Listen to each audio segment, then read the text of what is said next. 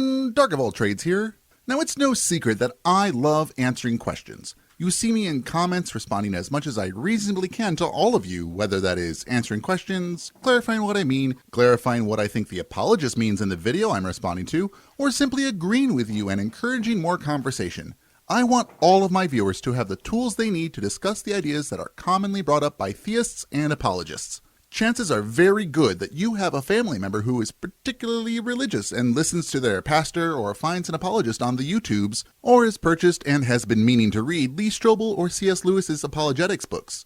Maybe they took a trip to the Ark Park in northern Kentucky and saw some plaque or some interesting diorama. Now, human beings as we know them, or roughly, they probably really kind of came about 250,000 years ago. Dinosaurs that they're talking about, probably about, 300 million years ago. All right, so the gap they're trying to close is a good 300 million year gap that they're just trying to close up with pseudoscience and interesting dioramas. And it gave them another bad idea that helps solidify their beliefs. Any of that and more, and now you've got to deal with it. Chances are there are good answers to any questions they may have about the topic of atheism that you can give that won't rock the boat too much. Or not. You can rock the boat as much as you'd like. I'm not your parent. Do what you think is best for you and your situation. Today, we're going to check out a channel called I'll Be Honest, in their video, How to Share the Gospel with an Atheist - Paul Washer.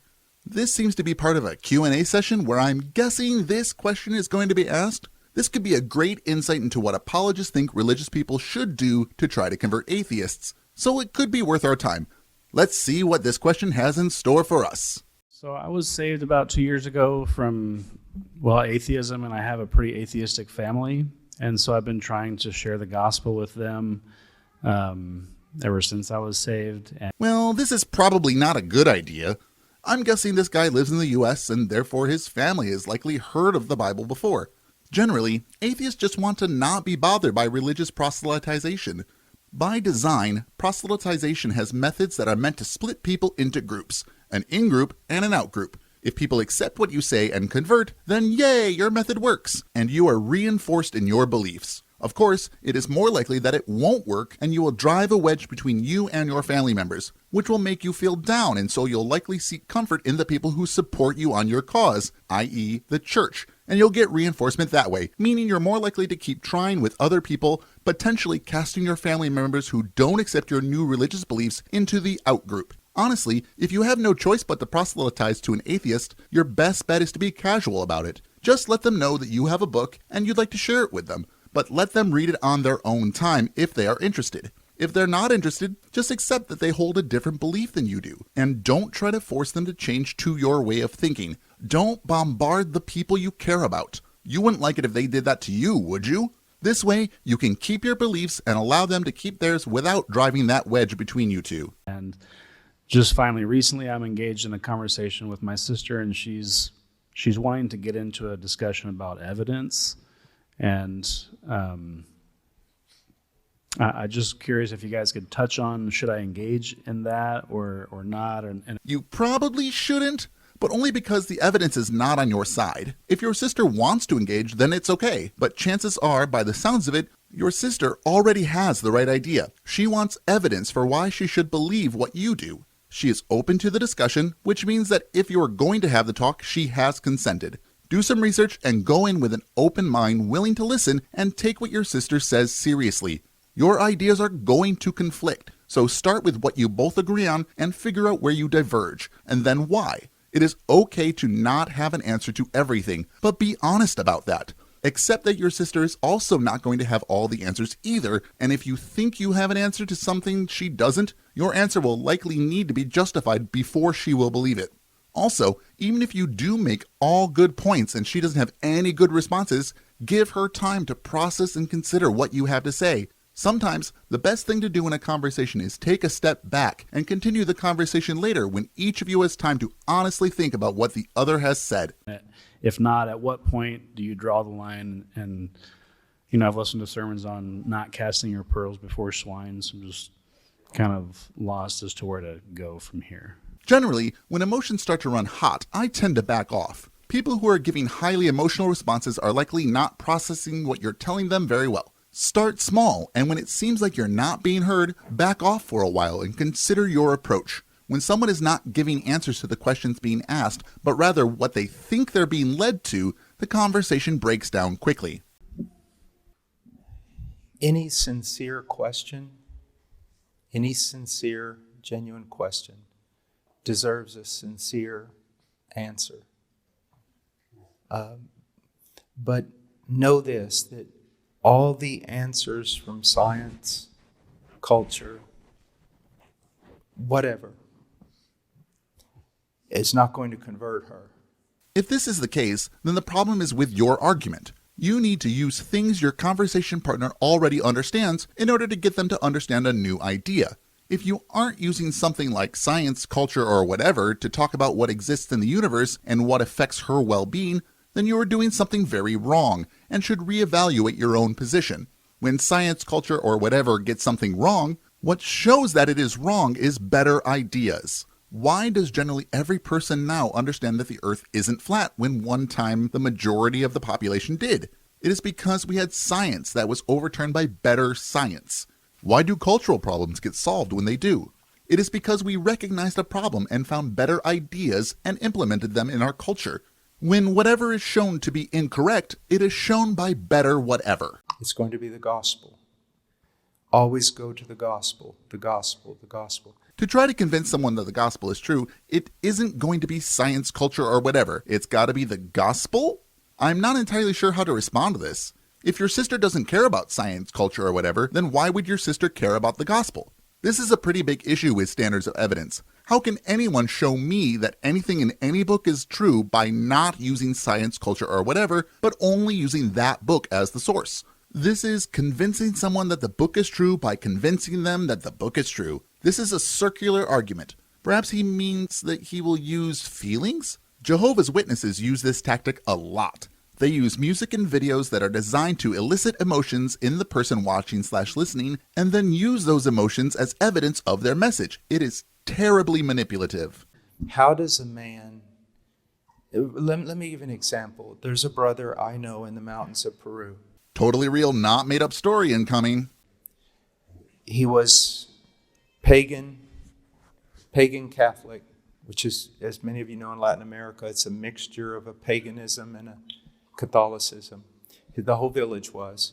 I'll grant this. A lot of non-Catholics tend to think of Catholics as Mary-worshipping pagans. One God and the saints are all basically demigods. So I don't really have a problem with this. One day, a little man, unimpressive, came in there and shared a gospel message.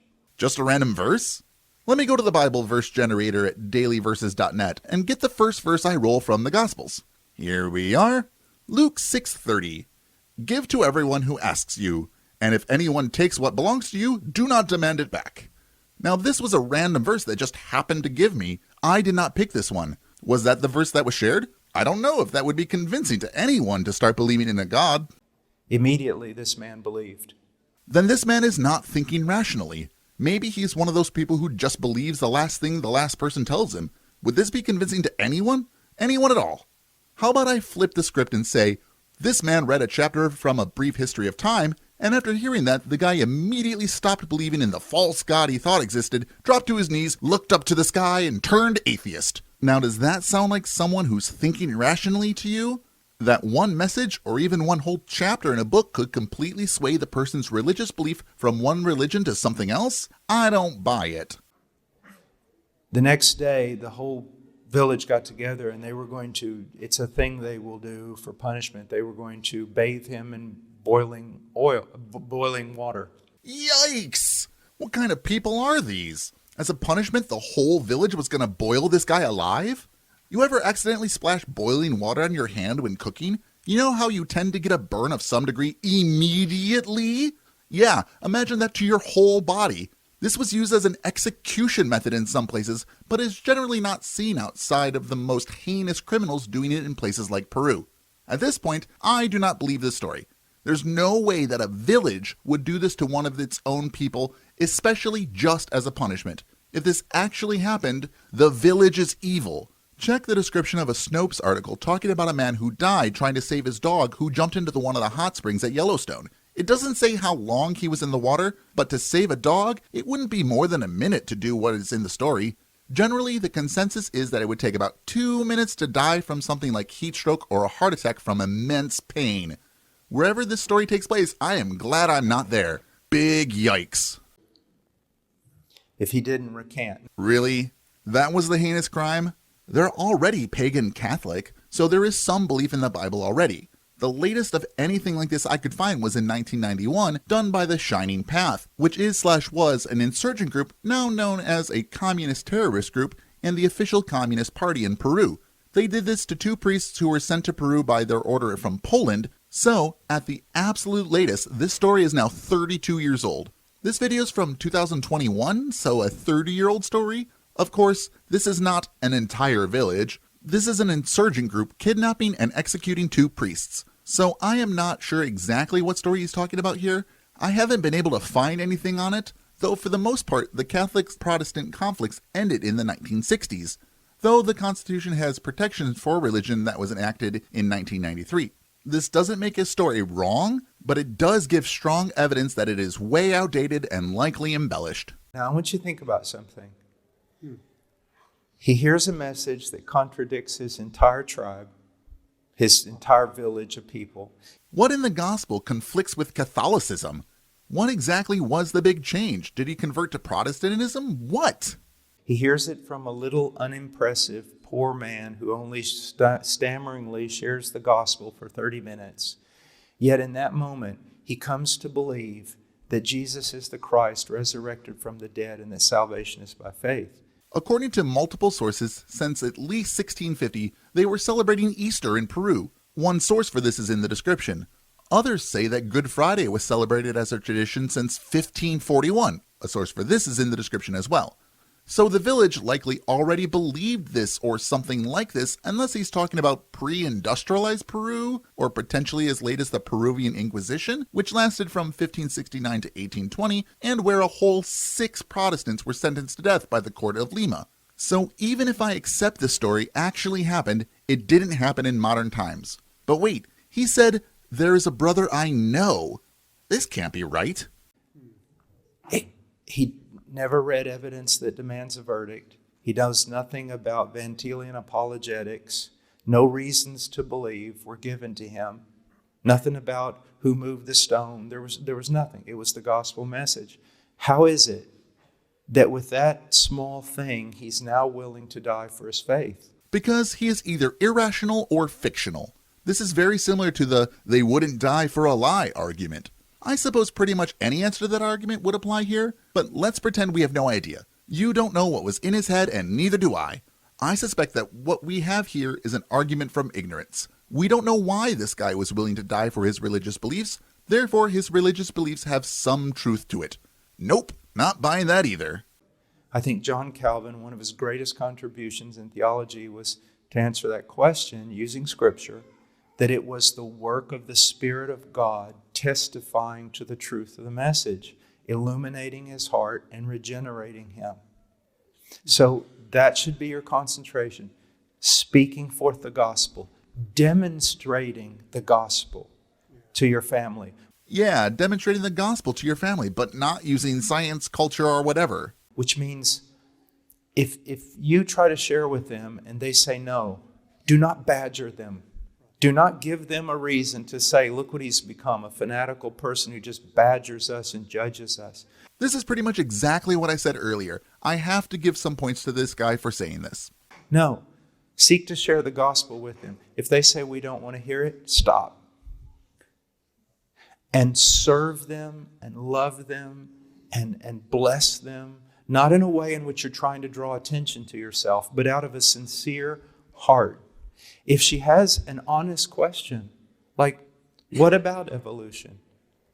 You can answer that question, but not thinking that by answering all her questions, you're going to bring her to Christ. It is the power of the gospel. It is always the power of the gospel. So, not rooted in reality.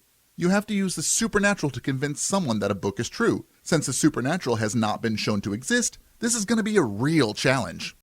And I love what Spurgeon and others have said, with the scriptures, You don't have to defend the scriptures any more than you have to defend a lion. Let him out of the cage, he'll defend himself.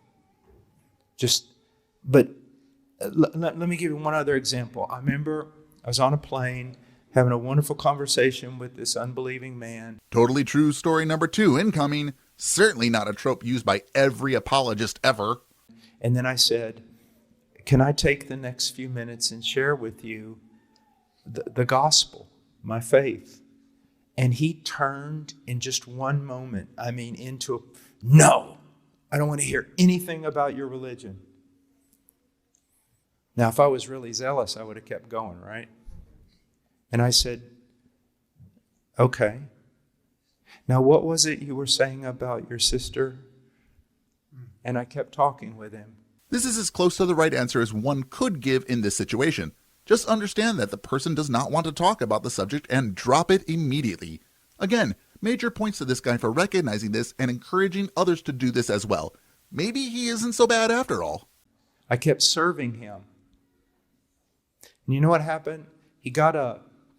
Now, if I would have badgered him, what would he have done? He'd have got off the plane, got his bags, met with his other friends at the bar there during the layover and said, I was badgered by one of those fanatical evangelicals. Gosh, it was horrible. I'm glad I got off that plane. But because I didn't do that, he got up before me. He was actually sitting on this side. He got up in the aisle. He got his bag, was getting ready to leave. I was still here. And he took one step and he stopped. And he turned around and he said, I am so sorry. I'm so sorry. I had no reason to be that way with you.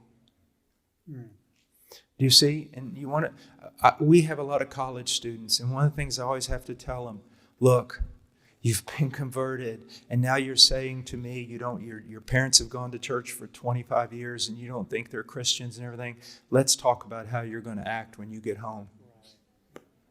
You are going to not come in there like some zealot. You are going to come in there and share your faith. Mom, Dad, look at this, what happened to me. And then you're going to serve them, humble yourself before them, be more obedient than they could ever imagine you would be. And they're going to start asking you, tell us more about this faith of yours. Really, dude?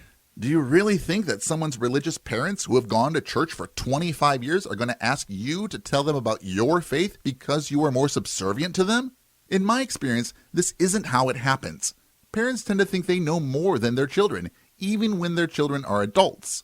I would predict that if this happens, the parents will likely attribute it to what they did as parents, especially when you have a similar religious belief to them. However, why would the parents ask their adult son about his faith if they already think it is similar to their own?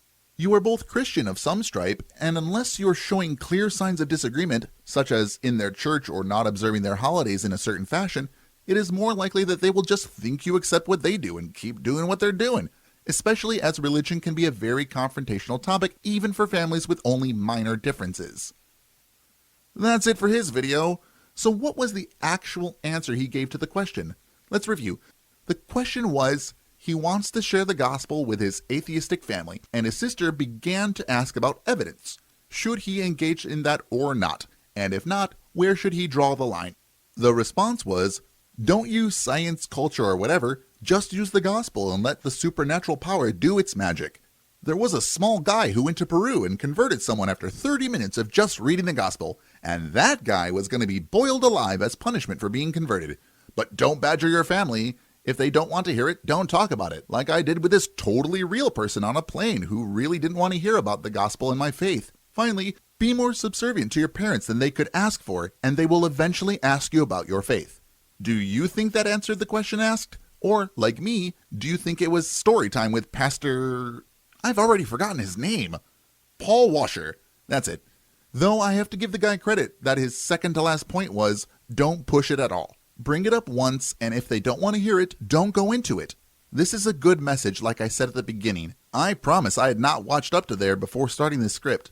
Though his ending was a bit weird, I don't know if I can get behind that. I don't think you should be subservient to your parents, especially as an adult. You should be yourself and practice what you believe, assuming you aren't bothering anyone else.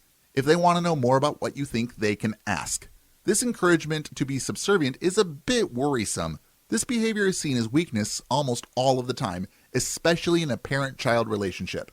This encourages the parent to equate their role to that of authority and power, and thus being good or right. By reinforcing the behavior, you are less likely to be heard as an adult by your parents. Don't diminish yourself to serve another. That's it for this one. What did you think? Do you think Pastor Paul Washer adequately addressed the question, giving good advice? Or do you think that he started one way and got distracted with a story he wanted to tell? Let me know in the comments below.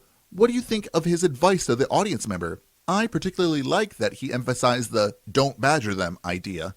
Though I have no idea what he thinks the guy should do to provide evidence to his sister, just show the gospel to her? I don't think that is going to work. Though for my part, all I can do is show you the like button. It is up to you to hit it, so do that so I don't have to read to you for 30 minutes from a book. If you prefer your evidence to come from science, culture, and or whatever, you can find more in the gospel that is my channel by hitting that subscribe button. If you'd like to help me be ready for these people so they do not badger you, you can support this channel by becoming a Patreon at patreon.com/DarkOfAllTrades. And as always, keep learning.